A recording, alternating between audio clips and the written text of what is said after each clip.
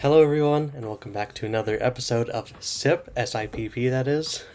Today, we are joined by a familiar face, hopefully, that being CrazyCobra. So, they're another MSM creator on this platform. They're very amazing, but enough of me talking about them. How about they introduce themselves? What's up? Hello everybody, I am CrazyCobra. I am a kind of a medium-small creator. I make My Singing Monsters stuff. Generally, I try to make more unique content. Some of my main stuff that I do, right now I have a series about like My Singing Monsters history. So that's like what MSM was like in each individual year. Very like surprisingly unique concept, which I've had a lot of fun with and people seem to enjoy. But I also like cover the updates, and like I think one thing that differentiates me is that I show my face. So like you've got MPG, but other than him, you don't see a lot of people showing their face while talking about the new stuff. So, you know, I think it's pretty cool. So that's me. Yeah, we'll be talking about some of those things later in this interview, so that'll be fun. Because I am well acquainted with some of your series like that. I have kind of binged your MSM in so-and-so year stuff, because those, I don't know, Nice. those are right down my alley. I'm glad you could even say binge whenever you talk about a series like that. Yeah. Because like one of my main goals when making that series was like I was hoping that if somebody started that they would actually want to like keep watching them like year by year. Yeah. And like ideally people could hop in on any episode and then just go and catch up, but you know, Yeah. I like it, it's fun. Yeah. Something I didn't realize at first, which actually makes sense, was like when I was trying to like look through everything you've done, I totally blanked my mind that you started with 2025, and then you Yeah. start way back at the very beginning. I was like, oh. That's funny. I didn't even think of that either, honestly. Like, I made that one because that was kind of inspired by MPG's end of the year recaps. Except I always tuned out to those, but Yeah. I don't know. I still wanted to make one since it seemed like a fun thing to do. Yeah. And since like it did really well, but I didn't care as much about like this year as I did what the game was like at the very beginning. Like that's just something I've always been curious about. So getting to go back and do the research and make a video for those, that was really fun. And it's kind of a coincidence that they have the same title because I'm probably going to end up making the 2025 one. My editing style has changed since then. So, but yeah. Neat. Yeah. It is very different from, like you said, MPG kind of does that, with his Yes. like recaps with like what everything that released, that like Right. that year. But obviously I'd say you go more in depth with it, like all these like unique quirks that are like part of like that are like update adjacent per se, that like Yeah. kind of are just beyond. I want to just get more into the culture of it, honestly, and Yeah. like that as well as the things you missed. That's a series that I have about the different updates, and I've tried to include that in the what MSM was like in 2012 kind of thing. Something I like to ask all my people here. Very basic question, but how did he discover My Singing Monsters? Ooh, I love that question. So it has been over 10 years now, so it's a little fuzzy, but as far as I can remember, I had like a cheap little Kindle Fire tablet that I bought for like $100, and like I think it was birthday money. But I was playing some cheap mobile game, and an advertisement for the game popped up, and like I'm picturing it's this one with Furcorn on Earth Island. I think it's one of their most viewed videos, but it yeah. starts singing, and then a bunch of monsters that are totally not on Earth Island start popping up around it, and I'm like, oh, dude, this song is sick! I want to play, and I think from there that's when I started playing. Nice. But it was just from an advertisement. Yeah. So I guess they work. Yeah. Their Been ads playing now. off of non ever since. Yeah. Oh yeah, their ads now are kind of crazy. Yeah. Clearly, they're trying to get like engagement bait with like the crazy stuff they're doing. Like, look, Skibbity Thrumble, and look at this, we're imitating Plants vs Zombies. Like, sure, but Yeah. I mean, they're it's not how I would do it, but I mean, yeah. I mean if it works. Yeah, I mean, I'm not a business person. I don't know how what all goes into it. So Yeah, neither am I. It's just it is frustrating though, because it's like yeah, this is not what the game is. Why are you even putting your name onto this slop almost? Yeah. Like differentiate yourself. I don't know. Yeah. But like the game is so much better than that. Just advertise what it actually is. Exactly. Yeah. Who knows? I guess if it works, it works. If it works, it works. It gets people playing. So yeah, I'm not complaining. Yeah, it's just it's just the current state of like mobile game ads are just like trash. So it's like hopefully they're not falling into the trash side of mobile game ads, you know, because they get a bad rep. So, yeah, definitely. And see, one thing I've always liked about MSM is that, like, you don't have to pay that much to get rid of the ads. I kind of think of it as purchasing the game itself. Like how a lot of great Steam games are like $5, so why not spend $5 on a great free game to get the full experience? But that you can still watch ads to speed up certain things. I like that too, even though the ads are atrocious sometimes. But yeah, I've taken advantage of that a lot, and I've seen some crazy advertisements. Yeah. So. I'm not super well versed in the MSM ads nowadays, because kind of like what you said, what I think is really cool is that if you just make a single like currency purchase, then you don't have to worry about seeing ads anymore. Just like when you're playing throughout your islands. It's really nice. It's also really cool that you can like I don't know everything, but I know that the collect all button. If you haven't bought any in-game purchases, then there's like a 24-hour cooldown, I think. Yeah, but if you have, then you can just do it unlimitedly or whatever. Yes. Which I think is really sweet. But I think they have had to add some more stuff like that to try to encourage people to do the purchase, and it can seem kind of weird, like almost sketchy on the surface. And I could definitely get the sentiment behind it on both sides. But generally, I'm not too mad about that kind of thing. Yeah, these next two questions are kind of hand in hand, but firstly, what is your favorite and least favorite island? Oh man, my favorite island switches. That's the thing. There's a lot of recency bias that happens, and that question's a lot harder to ask now because, like, does that include the club box acts? True. Like, but like island, I feel like just like song-wise, I'm a really, really big fan of Wanderer Island. And I'm not 100% sure if that's recency bias or not, but I just love how serene it is. Like it's such a calm place. Yeah. And then second would be probably Nexus, and third being Plasma Islet. But that one has a lot of like nostalgia tied to it. So every time I play Plasma Islet, I remember the excitement that was this brand new concept of the islets. Yeah.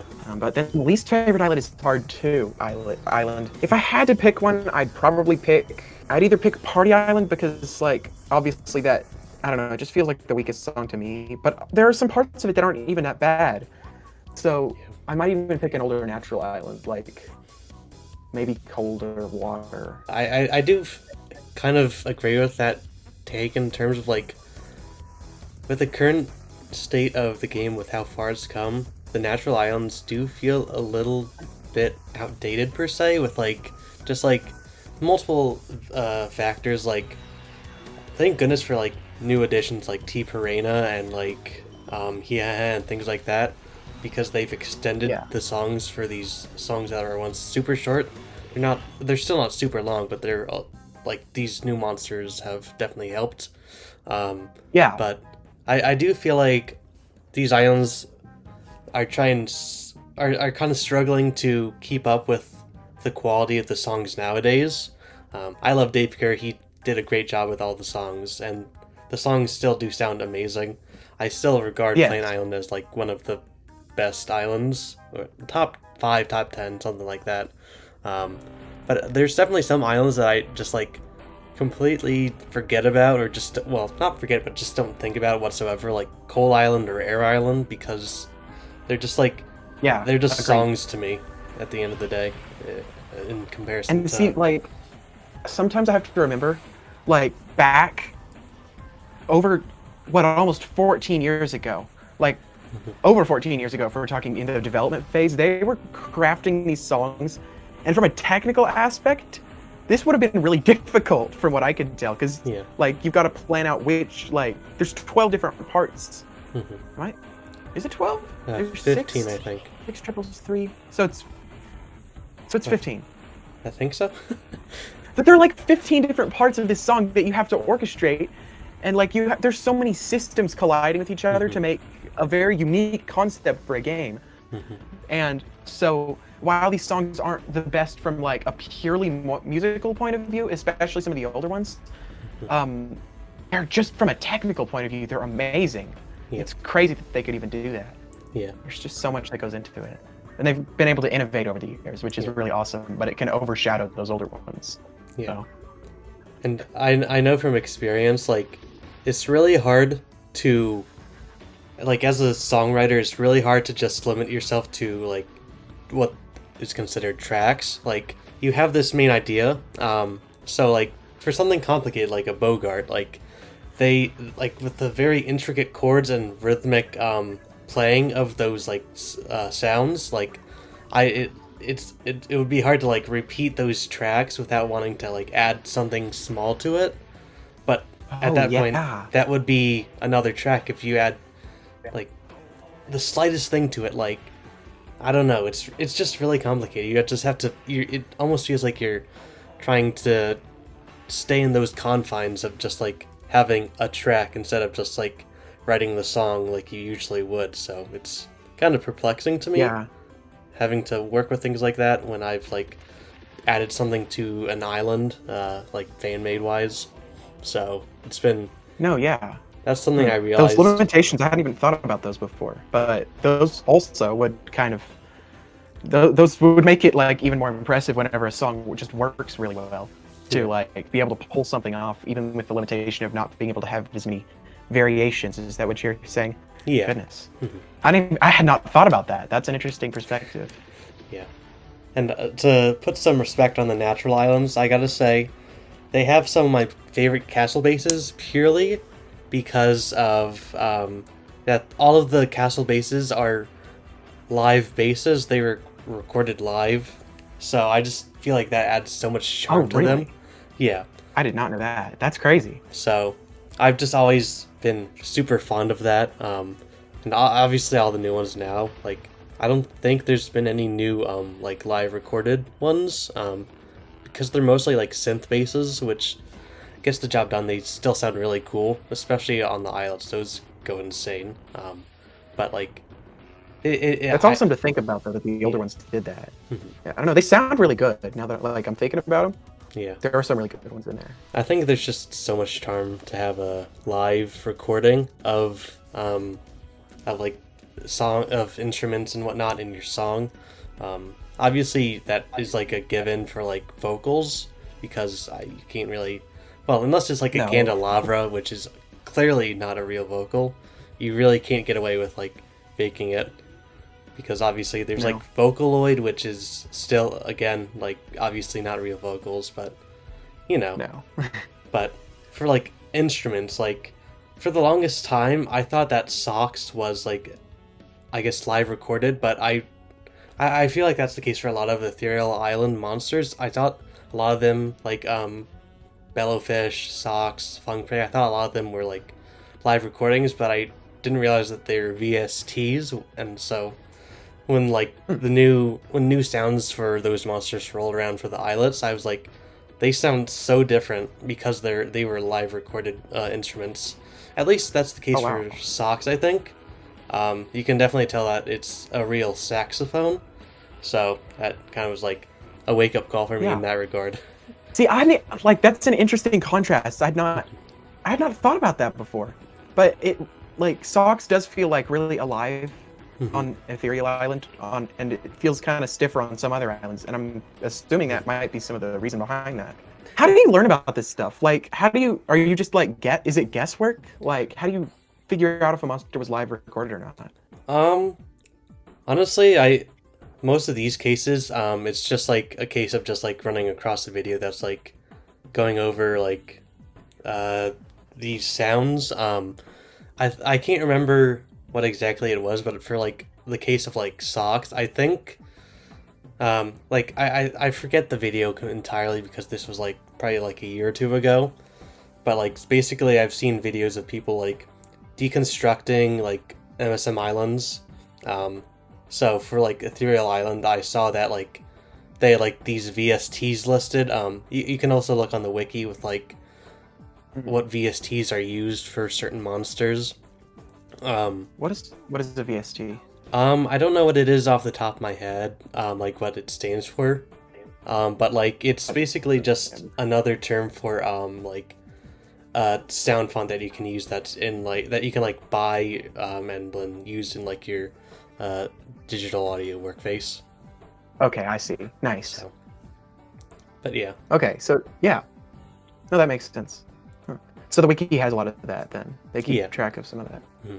Yeah, I've been interested to see some of the I guess you can call them brands that they've purchased sounds from. I've given that a gander. Yeah, just now I don't know. Have you made any videos about that yet? I have not, but I don't have any plans on it. But maybe I might someday. Who knows? The content train, you know. Yeah, gotta keep all the ideas up here in the noggin. I have like 500 notepads. Yeah, honestly. Yeah, that's the way to go.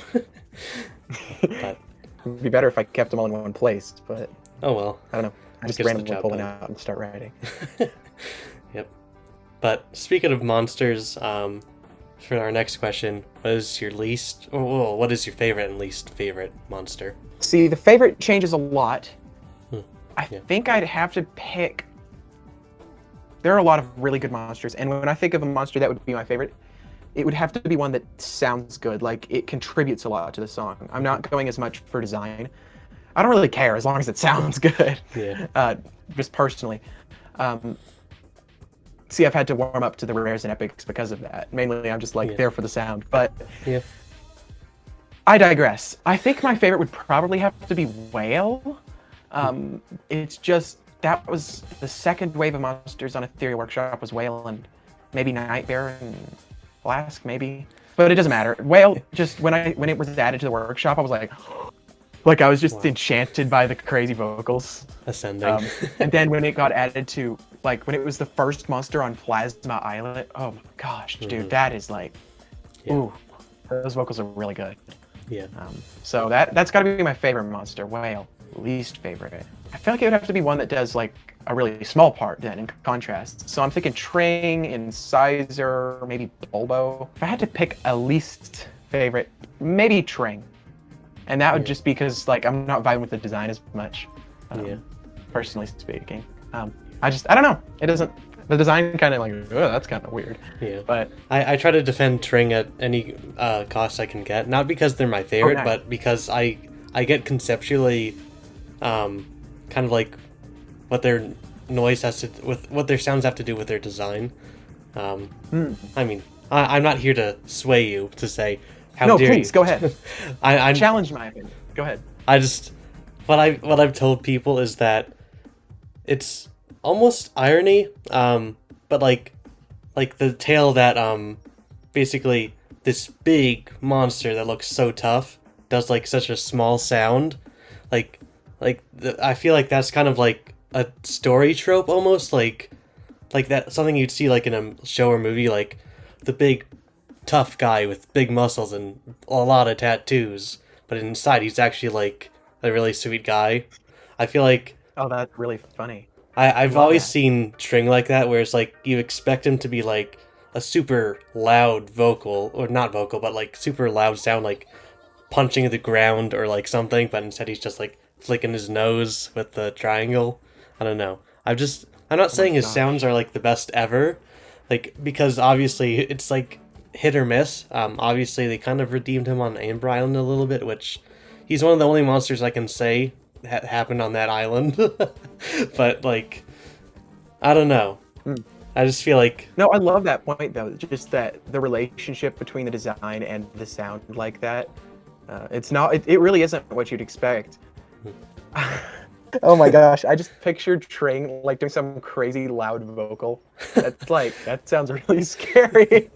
But no, yeah, it really is. Yeah. It looks intimidating, and then it doesn't. It makes a really not intimidating sound. I really like that. Okay, I like Tring a little bit better now. That's just my 2 cents. I'll stick with it for now, but I'm probably not going to answer the same next time. Oh well. But... I'm curious. What about you though? Like, what's your least favorite monster? I feel like I know your most favorite. Do you have a surprise for that, or no? I mean, is it? There's no hiding my favorite. Obviously, Fair Sugar enough. Beats Okay. is like my ride or die. Okay, I was not surprised at all. But like least favorite then. Like I too struggle with saying what my least favorite is. Like I think in a Q&A I did earlier this year, like someone asked me like what my least favorite was, and I was like, it's hard for me to say that I dislike any monster, but I either go to say Gobblegord or Blizzard. Both of which are... Gobblegord is a really good contender there. Yeah. Just, That would always like, tick me off. Gobblegord for me, like, I think what it comes down to for me is just, like, what they add to the songs, which is why I'm not, like, fond of either of them, but, like, the other part of me just, like, thinking of it as just, like, both monsters are, like, they, at the end of the day, just not thinking of it strictly as, like, a musical thing, just, like, both of them are just, like, funny. They're entertaining, which I feel like is part of the game. So Yes. it's like they do their purpose, just not in the way you might expect. Like they don't exactly like their musical additions to the song. Just like I do not like, but from like an entertainment standpoint, which is what mobile games like MSM are about, they kind of fulfill that aspect of it, where it's like it's so, I guess, bad it's funny. So it's like there's charm to it. I think that's basically what I'm trying to say. So Yeah, definitely. I've slowly come around to Blizzard. I think it actually, like, it does add something to Cologne. It's not something that I expected, and it's not something that I necessarily, like, agree with, but yeah, I can get behind it. But Gobblegord, Mimic, I don't know, just monsters like that just add something like that. If I'd thought of it, I probably would have answered that, because those, I don't know. Like, they're fun designs, like you're saying. They add something goofy and special to the game that I feel like it probably needs that, for sure. But still. Yeah, they're just really annoying to me. Like, these don't add anything to the song. It feels like the opposite of a reward for collecting the monster. Yeah. When I Actually, probably Gordon Shanty's okay, but other than that. Yeah. When I talked to M2Check in the last episode of the series, something You he said... did M2Check? What? Yeah. Yeah. Oh my gosh! I didn't know that! Me and him are good pals, so... But, No way! I digress. We just became friends. Nice. But something he said, which has stuck with me, which I totally agree with, is that, like, before like monsters like Spirit and Mimic and Gobblegord came around, Fire Oasis was like a really good song with like some really strong monsters. But like with each monster like Gobblegord or Spirit or Mimic to come along, it just started to... I don't want to misquote him, but like I feel like essentially what he's trying to get at was like it became more just like of a joke island because of all these like silly sounds that the island had, and then obviously Rare Wallbox like with this like goofy like hip dance thing, with his hands over his head. I feel like that kind of added to it. So like like all those sounds, like none of them like suck by any means, but like they kind of like moved the style of the song, like the feeling of the song, in a different direction, which felt like different from how it used to be when it first released. So No, yeah. I fully agree too. Like the tone of it went from something that had a lot of potential to be really good to a meme, basically. yeah, I don't know, having to include Gobblegord and Mimic and Spirit, like to a lesser extent, into the full song. Yeah. And you can't just take them out. They just kind of messed it up, and now there's nothing to do about it. But the Wordos, they can redeem it or make it worse. Because I think we'll see. I do think it's kind of confirmed that they will go to Fire Oasis since Charcoal's on Firehaven now. So hopefully. Yeah, I don't doubt it for a second. It'll be there eventually. Mm-hmm. I mean, I don't know how everyone else feels, but I'm kind of hoping that we do get like a Daniel Thrasher Wordo for like, I don't know if That would be awesome. I don't know if it would be for Firehaven or Oasis, but either way, I do think he would be cool since they did a few shorts with him a few months back, and he had like the Wordo horns on. So I mean, I feel like you know what, that felt like a direct teaser. I'm not gonna lie. So hopefully, I guess we do get him soon. Yeah, hopefully. There is a short moment that I was like, is Gingerpale going to be a legendary? Because obviously before the newest trailer for the new Club Ox Act, Lux Lumen or whatever it's called, I saw that they were marked as a collaborator for that trailer, so I was like, surely they didn't make him a legendary? I was like, because concerned. He's an animator instead of a musician, so it's like, I don't think that would make sense. But no, we've got him in the crowd there. I'm not 100% sure what the importance of his addition was, but you know what? It's a fun collab. Yeah, it is. Is that the first human in the monster world, by the way? Along with the monster handler chilling in the club box. I don't know, it's kind of crazy. I mean, I guess lore-wise, I don't know if, like, obviously Spirit was someone who was once human who turned into a monster because he drank from the living ocean. So I don't. I didn't know that. So I think maybe, I don't know if he was like the first human by like lore wise or whatever, or if it doesn't count because he's a monster now. But who knows? I see. See, that's a crazy lore drop that I did not know about. That he drank. That's Spirit. Yeah. Dr. Warren E. Spirit, I think that's his name. He is him? Yeah, I think so. I need to read more lore boxes. I only started reading them like a couple months ago, but there are so many that I just haven't looked at yet. I'm gonna have to spend like a whole stream just one by one reading them all. I need to know it all. You gotta become the next MPG. Yes. I don't wanna steal anybody's identity, but you know, I want to know everything. So yeah, I mean, if you have any Shugafam questions, you know who to ask. I know too much. Of course. What's your favorite Shugafam fact? Well, the first thing that comes to mind is that Vivine is an honorary member of the Shugafam. What? It was confirmed in an MSM Live a while back when they added her to the island. So the first Shuga lady. Okay. Yeah. Well, I guess none of them have genders, but I mean, I'd personally say the legendaries. Feminine. Yeah, she has feminine features, but I will argue that the legendaries do have genders because they're based on real people. Like all the Shugafam is presumably dudes because they're all based on Christian Bush, a dude. Yes. I would agree with you there. Oh my gosh. I thought I turned on Do Not Disturb. If you could change one thing about the MSM franchise as a whole, what would that be and why? Basically what I was trying to say is like, it doesn't just have to be about the main game, it could be about like Dawn of Fire or any of the spin-off games, anything like that. Okay, I like that. I'm glad you opened it up to Dawn of Fire there, because I'm pretty satisfied with the main game as a whole. Like, I don't know, it has gotten more and more complicated, and I kind of wish it would simplify a little bit, but I still think it's okay as it is. Dawn of Fire, on the other hand, I recently learned that it wasn't even originally going to be called Dawn of Fire. It was going to be something more ambiguous, like so there could be more time travel related to it. So it didn't just have to be stuck in the Dawn of Fire. Oh wow. Well,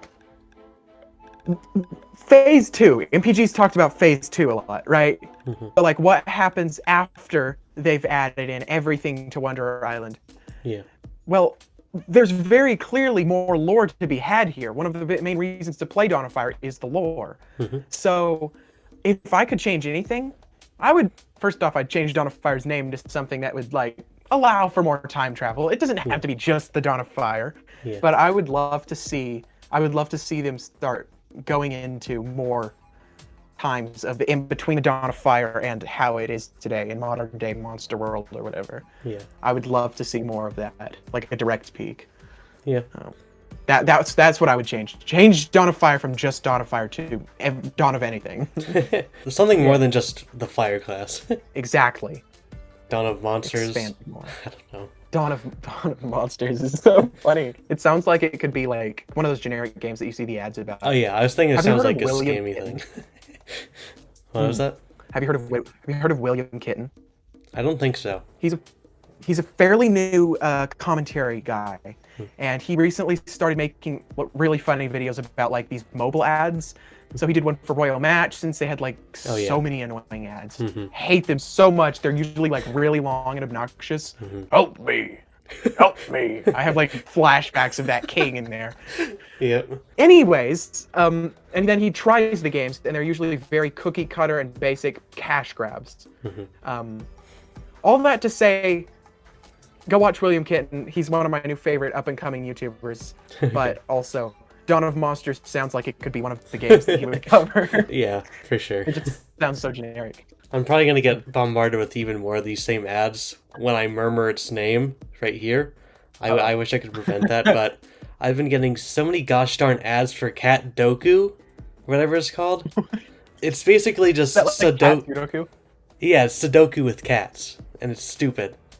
It doesn't even, it's not even like Sudoku in the sense that it's like you have 1 through 9. It's just like you have a cat in this color tile, and it can't be any other tiles of that color, and then no cats can be around that cat, or horizontally or vertically.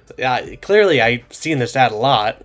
If I can recite it this quickly, my brain doesn't work this fast all the time. It's literally just Sudoku, but cats instead of numbers. Yeah, It seems fine. Yeah. But like, if you're getting ads for it all the time, I can see how that would be like really annoying. Yeah.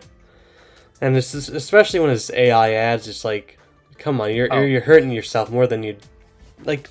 Spend some money. I didn't even think about AI. I hate AI so much. Yeah. Don't get me started on AI. Oh, I oughta. Oh, AI oughta. Ah. That was a bad pun. No, I love bad puns. They're the best. Oh, yeah. I could rant about it, but I don't know. Recently, I was reading a couple of MSM, like some monster bios, and I was like, is that an M dash? Oh no. Are we writing these with AI? Because some of them, like some of the new variants, they just didn't really add a ton of lore. I don't know. The bios just felt kind of hollow. Like there was no point of it even being there. There have been some lately that have been okay, but I don't know. I feel like there may be 1 or 2 clanker bios in some of the recent monsters, and I know I've gotten at least a few like the mail things, where they'll like wish you a happy festival of yay or whatever, and then I'll look at it. And it's like, that is definitely AI. Why did they use AI for this? Oof. Why are there this many M dashes in a happy festival of yay thing? So if I could change something else about MSM, I would say no AI. Just get rid of the AI. If there's any AI, don't tell us, but just like get rid of that. I mean, we know they're very against AI because in a lot of their like I think it was like Creator Month, a lot of their like art competitions, they made sure to specify no AI art, which obviously and I would hope so.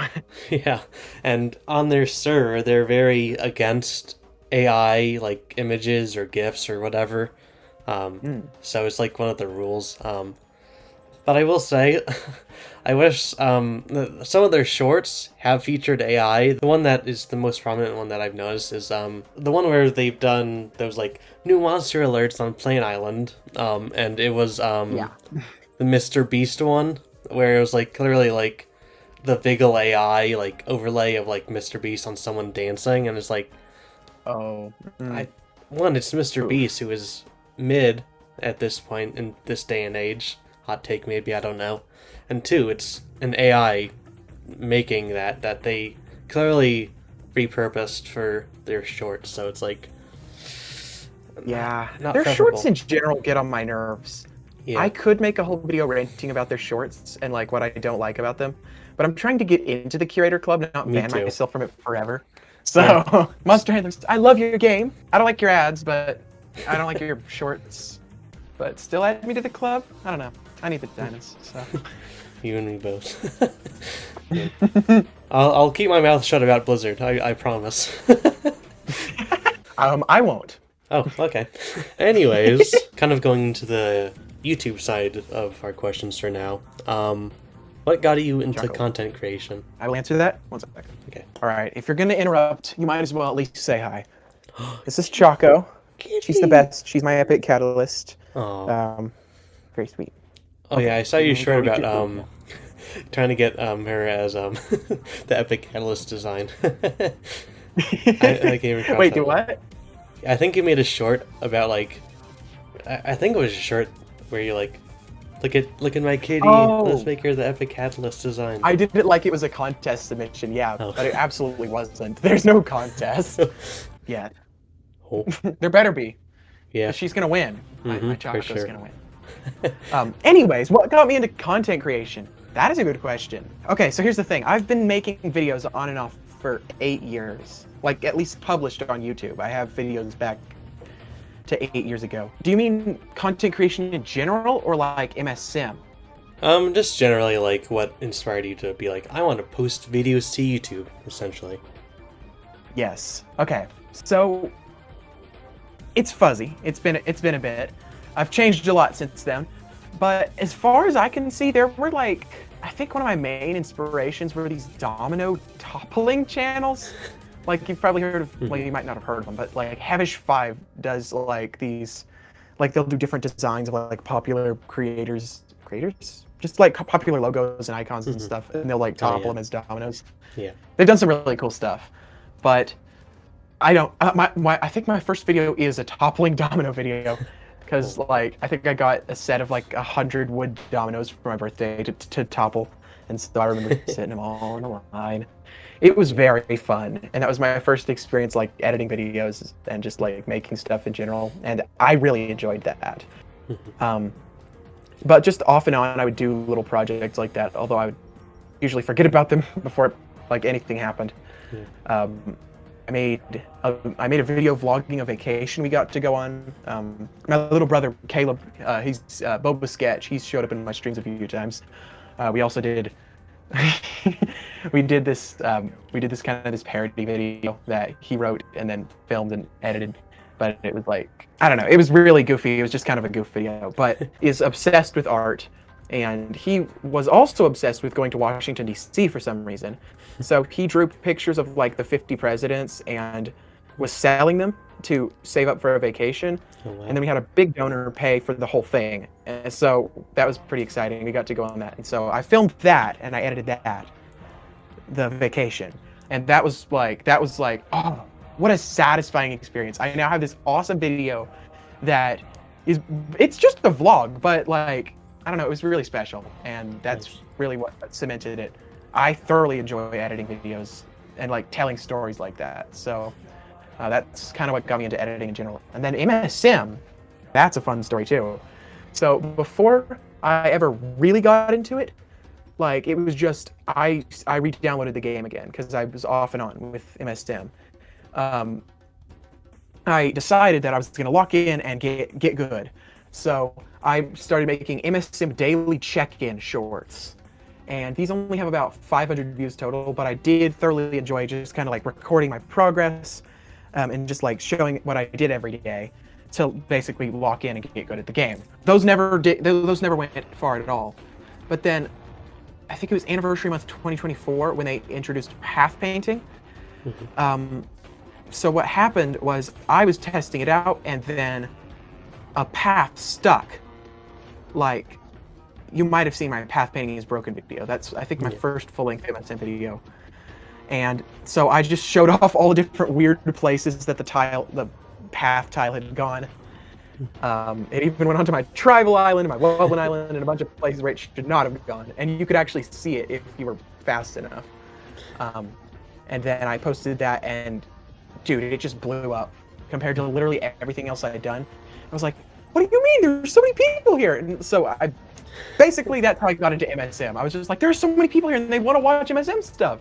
And so I didn't really know what to make. So I was experimenting for like years until I finally came across some stuff that I was actually enjoying making and that people were enjoying watching. But that's really how it started, the whole content creation thing. Nice. I'm curious, how about you? I was gonna say, I feel like we kind of had like similar upbringings in that aspect where like I myself, I did start out because I was a youngin' at the time. I just uploaded like a bunch of stupid stuff of me just like I don't remember everything because it was a little bit of just here, there, and everywhere. I remember I did a lot of videos where it was just like it was a completely black screen the entire time, but like I think I did a few videos where it was like I wanted to make a video that was 21 seconds long because 21 is a funny number. So I was like, I gotta make a 21-second video, and where of me making weird noises and saying weird things. I don't know. I don't know what was going through my head, but it was just a lot of like random stuff. Maybe like a Minecraft video here and there, and then I feel like through all that, I was doing MSM videos, but back then it was a lot of just like me like visiting islands of people who were on my friends list. So it was just me like scrolling through their islands. Like one video was based on like Versace swag, another one was based on Carlos, things like that. So like Yeah. just visiting. So it's just friends. more random stuff. Yeah. I have all of those like visiting island videos still on my channel. They're just unlisted in a playlist. If anyone Nice. would ever be like, oh, I gotta see Sneak in there and check them out. the OGs. But OG Syburr. yeah. Just so much stuff. No, that yeah. I don't remember. I've done a lot of random, like especially at the beginning, I would just post anything. Before I realized that it kind of kills your performance, because if the same viewers come back and there's something completely unrelated, then it just like it hurts performance a lot. But especially back then, it's just great to try stuff and to make a lot of stuff, not really caring about the views. That's really empowering to just make stuff and make mistakes without having to worry about it. Of course, as you lock in, you kind of narrow it down a bit more. But I try to keep a little bit of the spontaneity of a few other channels. My main regret is deleting videos. Me too. I deleted so many videos that I was like, I'm going back and I'm like, what? I should have unlisted it because that was clearly an option the whole time. Yep. And I could have gone back and seen it without having to like show it to everyone, but it never occurred to me. I just hit delete every time. Yep. It still haunts me to this day that I deleted my first ever videos that I posted to YouTube in 2014, which was for the Tribal Island Play Your Part. No. I don't know why I deleted them, dude. It's gonna haunt me for the rest of my life. Dude, I don't doubt that that's not an experience that we're alone in, for sure. I'm sure there are lots of people who, as kids, deleted stuff that they thought was embarrassing after a while. Yeah. Oh. So. And see, I've wondered why there's such little content for 2013, 2014. And it's like if you go back to like Facebook, because My Singing Monsters would shout out some YouTube videos if they liked one and it caught their eye, and 90% of them are dead links because they deleted or privated their videos. Yeah. There's a lot of old MSM media that's just gone now, which is crazy. It's sad to see. Alright, so it seems like it took me this long into editing to finally realize that I completely forgot to ask question 6 to Cobra. It was basically just about what inspired him to do specifically commentary videos, but I feel like we already covered it. So that's why it skips from question 5 to question 7, so, oops, I'm sorry, I completely forgot, but I feel like we kind of did go over that when we were talking about how we started content creation. So anyways, let's I guess go on to question 7. Since this is like one of my favorite series of yours, I have to ask what inspired the, well, you might have already asked this, but what inspired the what MSM was like in so and so year series, and if you have like any like specific future plans for it. It started with my frustration that it didn't exist, to put it bluntly. Because I was curious. I wanted to know. I don't know. I just wanted to take a deep dive without having to do it myself, basically, kind of selfishly there. I was hoping that the video already existed. But, like, that's how it started. But then I did the research and I was like, wow. I don't know. Like, the video's cool, but the journey is... It's almost like the journey was more important than the destination here. Yeah. It's almost like there's an inspiring mantra that can be taken from that. But I don't know, it's just been a really fun series to make. And it just started with like there are Minecraft videos where they talk about all the stuff that led up to Minecraft. There are videos for a lot of video games about that, but nothing for MSM that was just like concrete. So I don't know, that's how it started, and I've thoroughly enjoyed making it for sure. But my future plans, even now, looking back at my, I guess, 5-month-old, the original video in the series, the 2012 one, but like, I love the vibe, but there are a lot of things that I'm like, oh, why did I edit it that way? So I would not be surprised if I just started remaking those when I was finished, just in the way that I like to edit, like editing them at that point. But no, of course, no guarantees. That series is really difficult to research and create.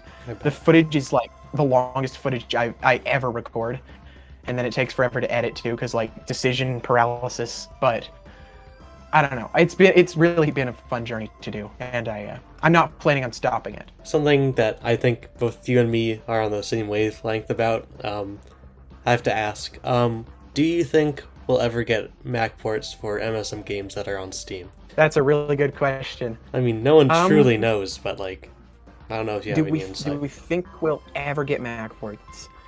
There are a lot of arguments for why I could say yes here. I see Macs in so many videos related to MSM. I'm like 50% sure that there are employees at MSM who use it all the time, maybe even in the creation process for the game somehow. Yeah. But they don't support it? Absurd. I don't know. I'm speechless. There's no way they don't never support it, right? Yeah. But on the other hand, I don't know. I've gotten a response from Monster Handler Jen about it. I think she said they're not against it, but maybe the player base just isn't there. I don't know. I mean, they have two people right here, so I don't know. There's two of us. Exactly. And it is the creators who, like a lot of creators, rely on Macs.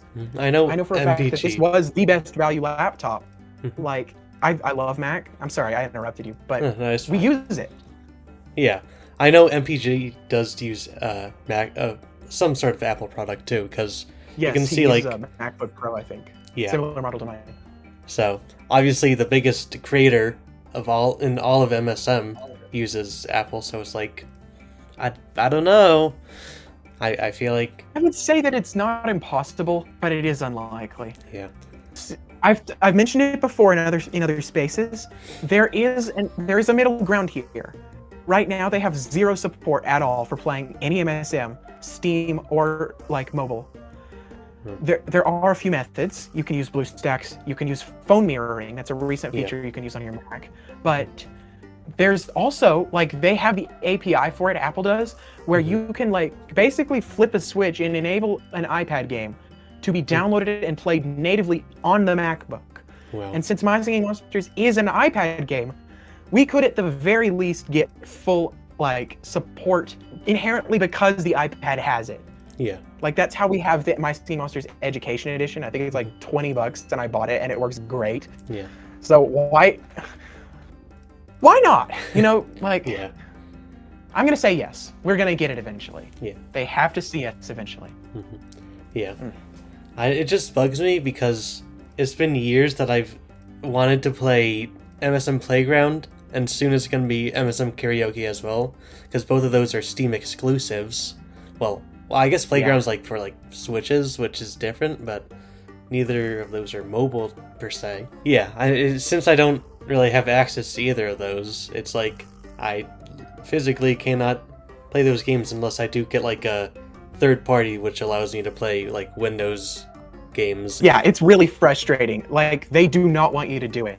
So yeah, I really hope that eventually they will start showing some love to the Mac community, since they really are great tools, and Apple is giving a lot of tools to the creators to make it a lot easier as well to port stuff. So I guess we'll see.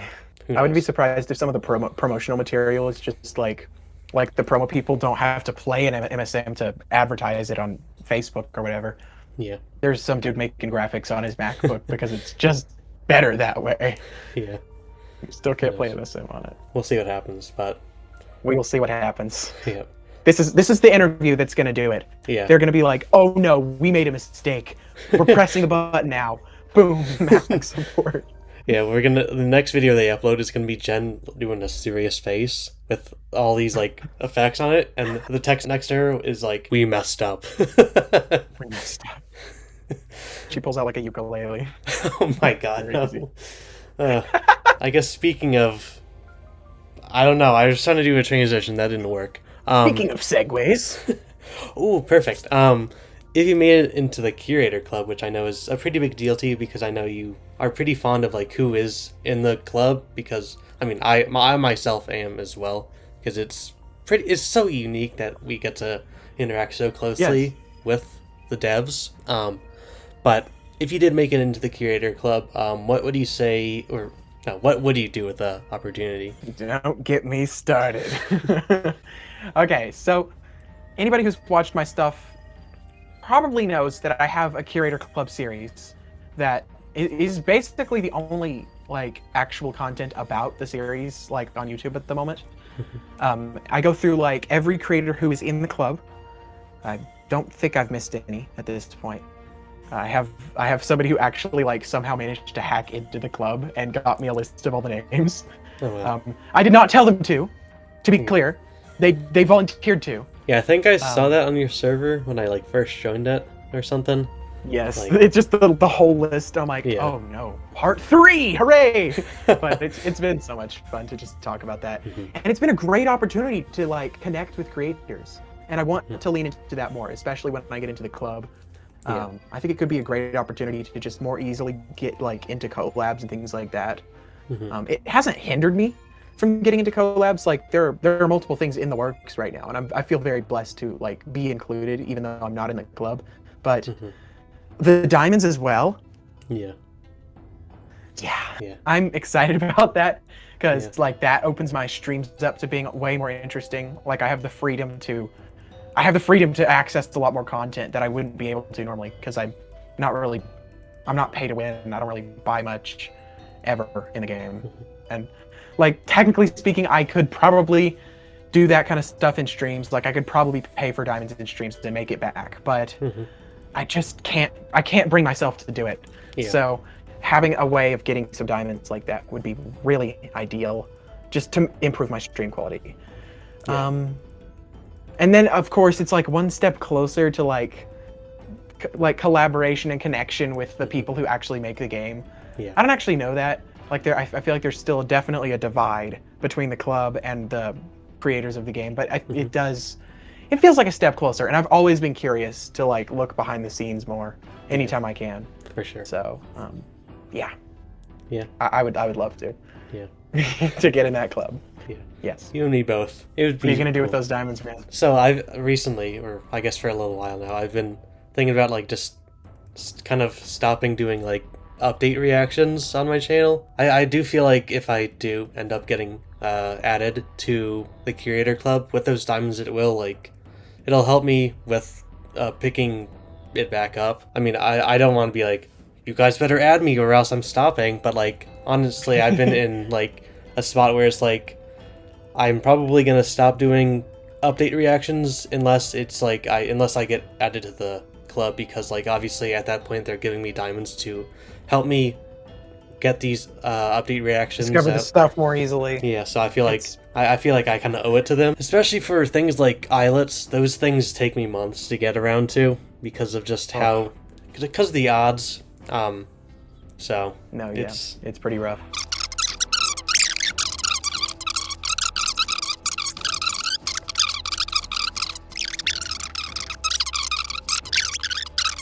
I remember I jumped out of my seat. I was literally driving. I shouldn't say that. I was driving like in a farm area. It was just like a straightforward line for like 3 miles. So I was just like collecting my stuff, and then I hit the button. And I'm like, no way! It was...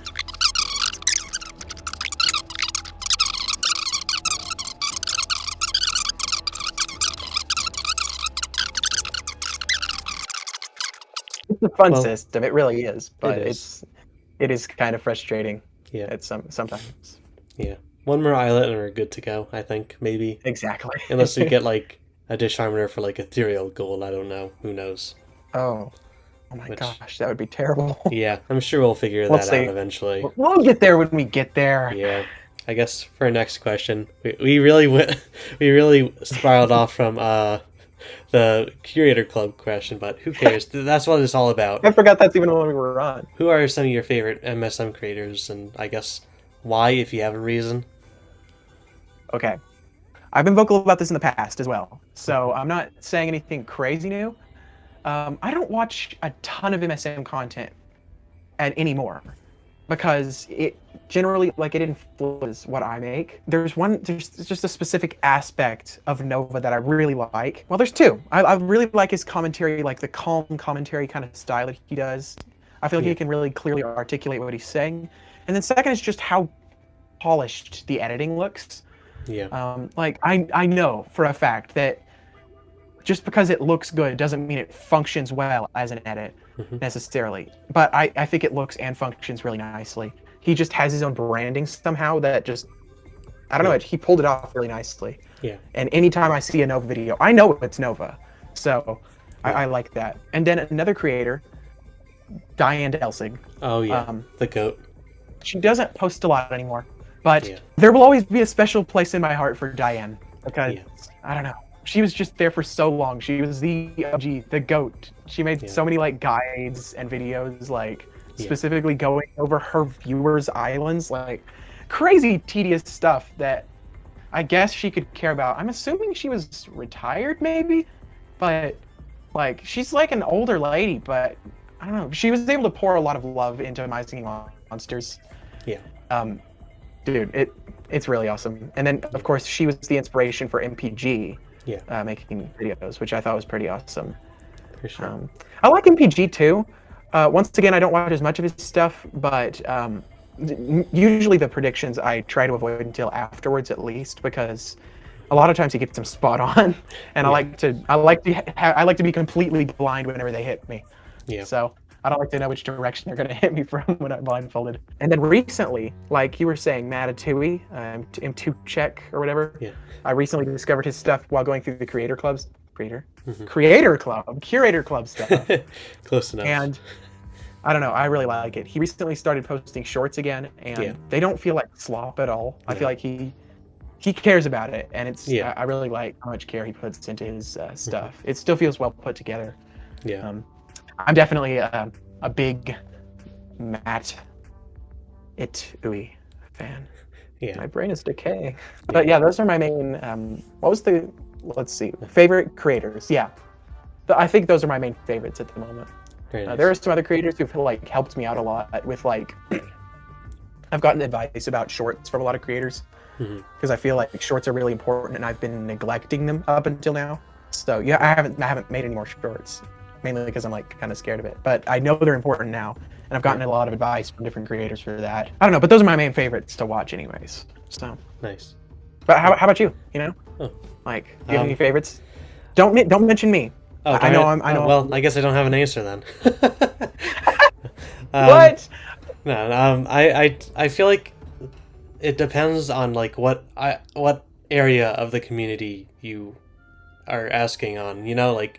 I have a favorite for like composer creators, commentary creators, fan-made creators, things like that. So who's your favorite composer then? I'm curious because you do some composing stuff too, right? Yeah. There's a lot of really talented people in the community who I've become kind of acquainted with, who I've run across here and there on YouTube. Some people who I think are really talented are definitely Composing King, because they're like the biggest composer channel out there.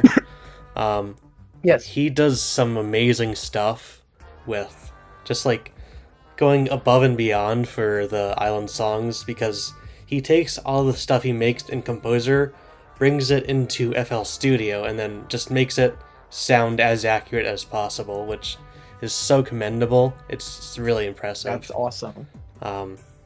But obviously, I like to support a lot of the smaller creators in this area of the community because there's a lot of talent there.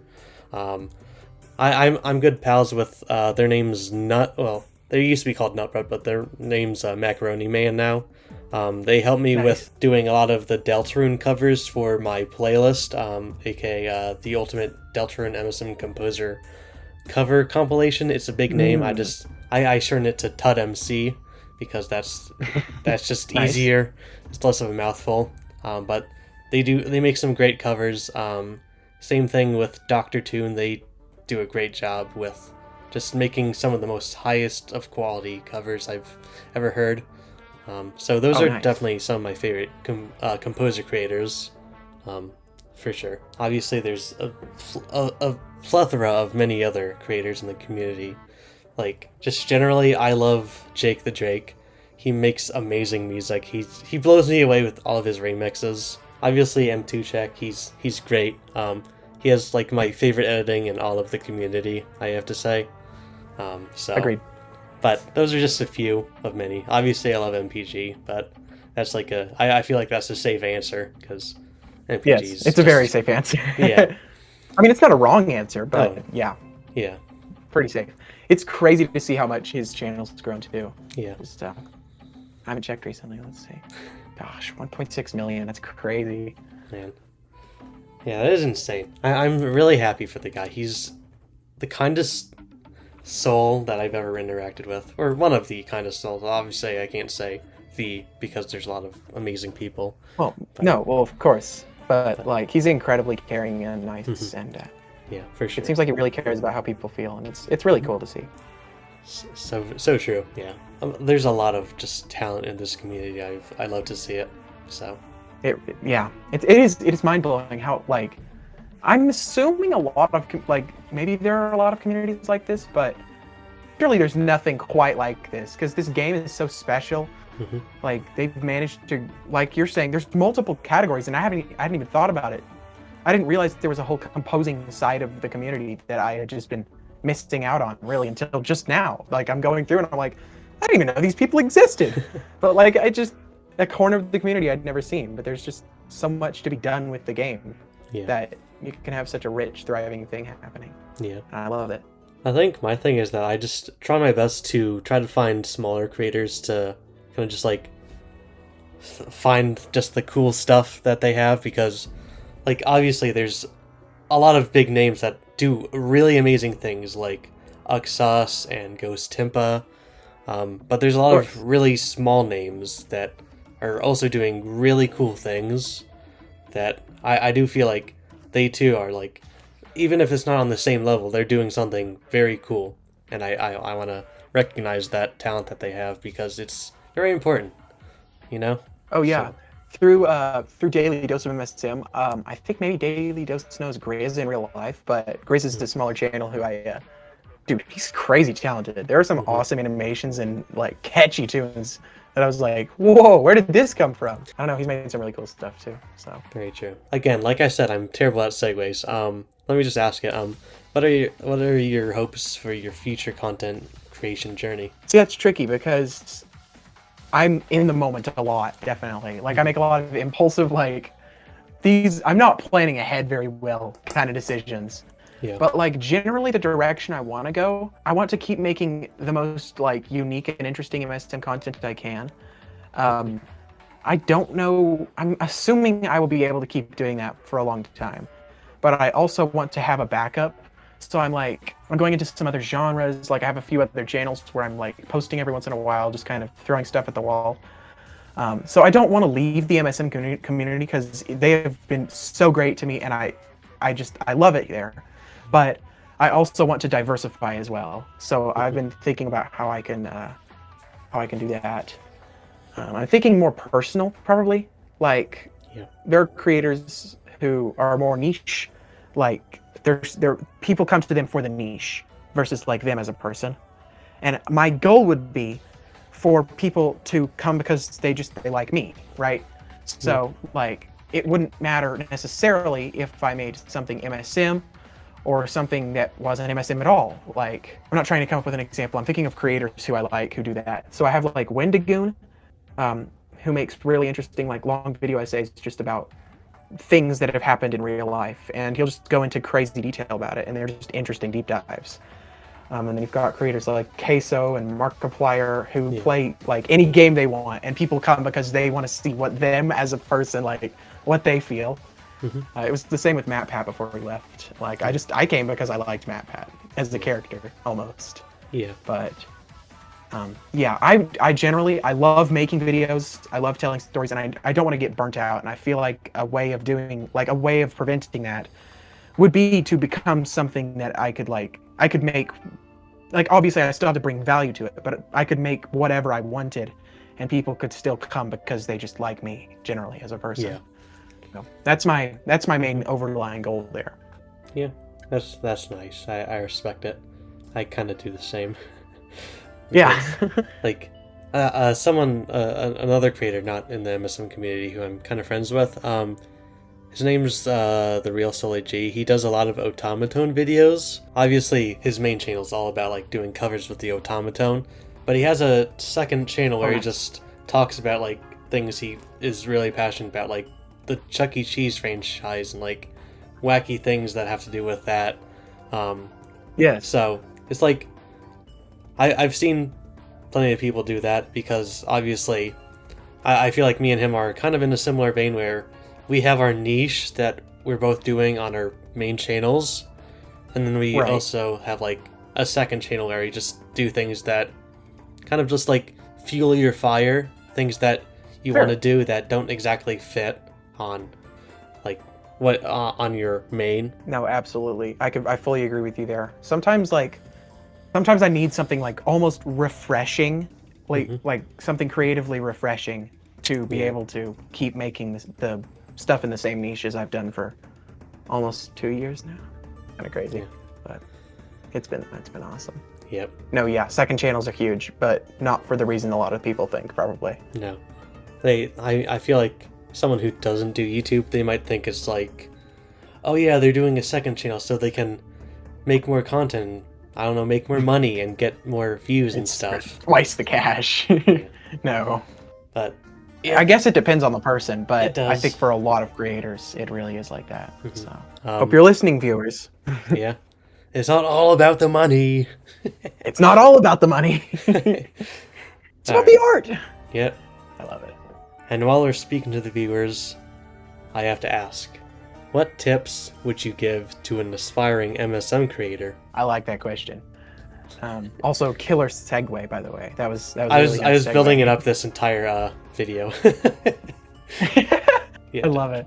Oh gosh. Okay. What tips would you like to give? What tips would you give to an aspiring MSM creator? Okay. All right, aspiring MSM creators, gather around the campfire. Here we are. So, I guess my first tip would of course be to make what you love. You don't do this just for the grind of it. Like, you can, but where's the passion and the love that goes into the videos, right? Like, if that's missing, people can tell.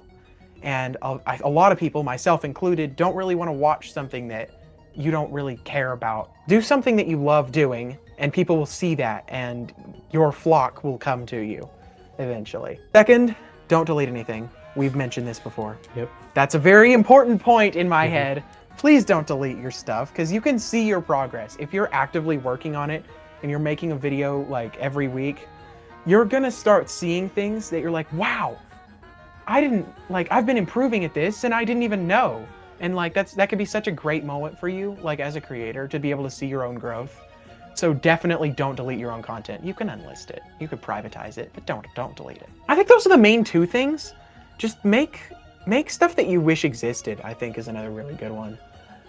Personally, a lot of my best stuff has come from just like, man, this is a piece of advice or some insight or a topic that I have not seen many people talk about, that, you know, by talking about it, you're filling in a niche, right? And like, it's not rocket science, but just make stuff that you want to make. And if you don't feel any, well, I don't know what I want to make, then why do you want to be an MSM creator, you know? Is it just for the diamonds? Be honest. Okay, well, get creative, but come on.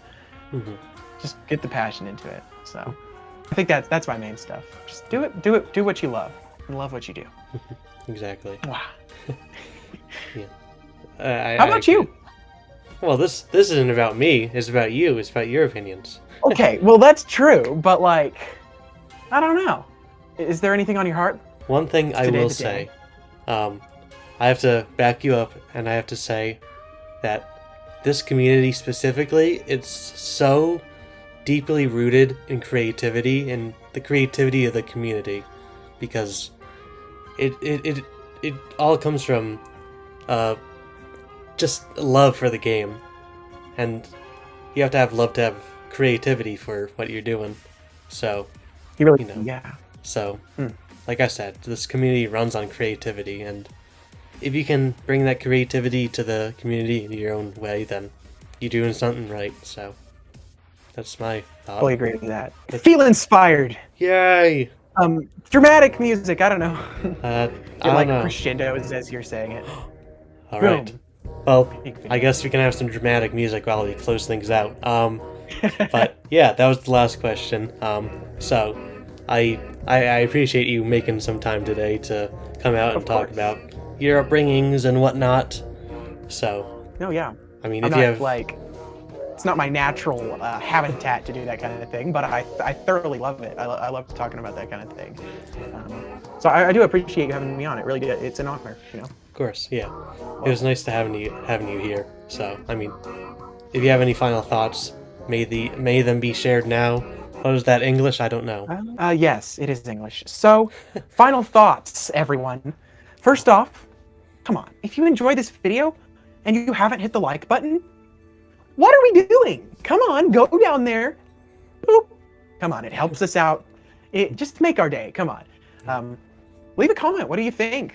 Did I mess up? I probably did like 20 times, but you're welcome to leave a comment making fun of it, of course. Press all the buttons, you know. This is not on my channel, so I guess I don't technically have to thank the Cobra Clan members who pay $2 a month to let me drink soda while I edit, but it's just purely tradition now, so thanks anyways. Yeah. I don't know. Go make stuff. Come on. Go be creative. Go have some fun. Go check out the other episodes of this podcast. Do that. Some of them are rough around the edges, but Hey, we all improve, right? yeah. It's like you're talking about, like, you can see the growth in me doing these things. I've kind of I started from the bottom. Now I'm not at the top, but I'm getting somewhere. So No, yeah, for sure. It's been really cool. I have not watched them all. The main one I have watched is the one you did with Dave Kerr, and that was because I was researching Dave Kerr, to be honest. But I can see the improvement. You have definitely improved as an interviewer. I'm sure doing a lot of interviews will do that to you, but I can see the improvement. I love it. It really is awesome to see. Much appreciated. Yeah, don't stop, man. I mean, as long as I can find more people who are willing to talk about stupid stuff that is fun, then it'll keep on going. Yeah. Okay, I have connections. That's another tip, actually. Networking, weirdly effective. So, yeah, I'm your guy. I'll help you out. Ooh, okay. All right. Well, anyways, thank you for coming on again. It was a pleasure to have you on here. And likewise. Yeah. I guess with that being said, I hope all of you enjoyed, and I will see you all in the next video. Bye! Happy monstering! That, whatever, what he said.